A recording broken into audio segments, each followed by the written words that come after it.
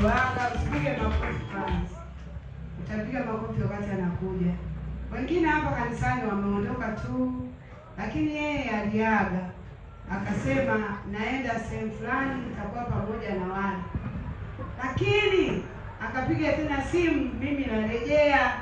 Ni mwalimu wetu wa Sunday School. Sasa tushangilie. Naomba mpe mic tushangilie kwanza. Nimerudi. Haleluya.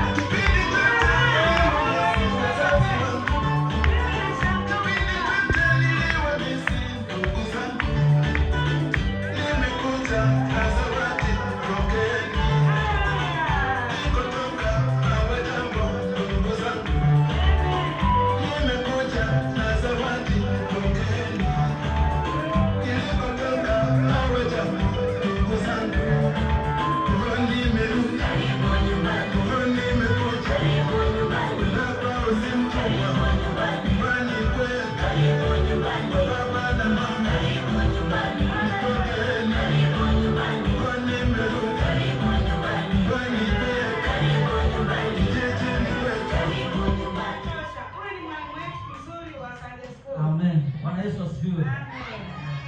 Kwanza nimefurahi sana kuwaona. Nimefurahi sana. Mimi ni mwalimu, kwa hiyo muda mwingine ni mwalimu wa neno la Mungu.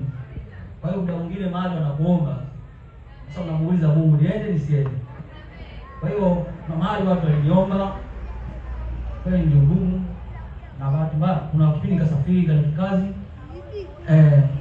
Wakati walikuta wageni hapa, nipende sana kukusalimia, lakini kuna kitu kimoja kiliniumiza baba. Lazima nikiseme. Wakati wale walikuwepo nilikuwa nafundisha, huwa kuna kitu nilikuwa nakazia sana. Mimi hapa nimefundisha kwa muda wa miaka 3. Mimi mwenyewe. Kwa kuna vitu fulani havikuwa sawa, lazima niwaambie. Baba, niulize wangapi wana mpango kabisa wa kwenda mbinguni? Yaani una mpango kabisa wa kwenda mbinguni. Sasa kicho kwa kaniuliza kwenye Sunday School. Mwalimu alianza na wangapi? Sasa huwezi kwenda mbinguni pasipo kulijua neno la Mungu. Unajidanganya. Yaani wewe unaonyesha mkono unajidanganya. Neno ndilo linatufikisha mbinguni. Yaani nje ya neno ujue mbinguni wewe. Yaani ulifahamu hilo. Tutakupa kipindi siku nyingine utaongea baba. Mungu awabariki. Amen.